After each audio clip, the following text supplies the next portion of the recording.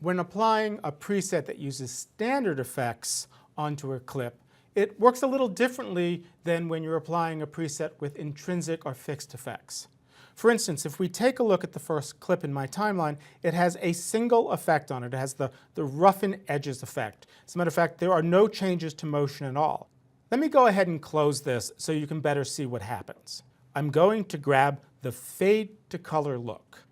Now I want to make sure that I'm scaling, that I'm not starting or ending it. So I'll double click it and make sure, yes, it's scaling and it tells me what it's doing. Fade from dramatic black and white to color using the calculations effect.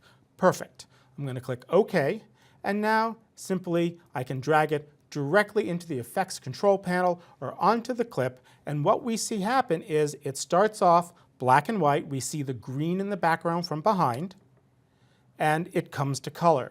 So this is really nice. When I apply the effect, it doesn't get rid of the other standard effects that are there.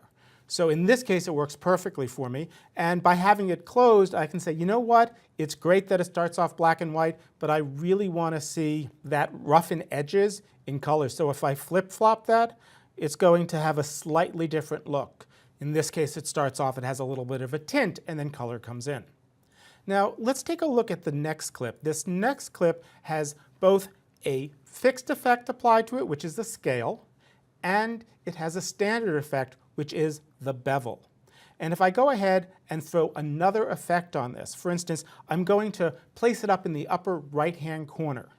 So if I go over here to the Dive 3D, now this has both motion effects as well as some lighting and other modifications. I do a distort to it. So if I add this to the clip, it's going to replace all the elements from the motion effect, but it's going to add to the existing standard effect, which is the beveled edges.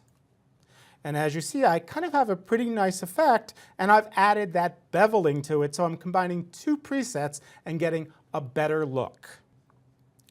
Now, if we go over to this third clip, this has both scale and a lot of other effects applied to it. This old TV look has a color change and brightness and a lens flare. So I definitely have a combination of things. Now, if I throw the bevel on it, that bevel that we used earlier, it has two elements. It has a scaling element and it has the standard effect, which is the bevel. So if I grab that, drag that on, I'm going to do it and drag it into the Effects Control tab, you'll see that the image is going to be rescaled to the default of the bevel, which will be a little smaller, and it will add the bevel on top of the TV look. And this is kind of nice. I kind of like this new look. I'm not real thrilled with the scale, but I can simply go back up into my Motion tab if I wanted to and scale it back up to about the size it was before. So the thing to keep in mind when applying any kind of a preset that uses standard effects, it will continually add those effects to the bottom of the queue. And where people get into trouble sometimes is they don't realize they've added it 2 or 3 times, and sometimes you get the same effect layered over and over again. So that's why I like to always have the effects control panel open when I drop an effect onto a clip that already has an existing effect.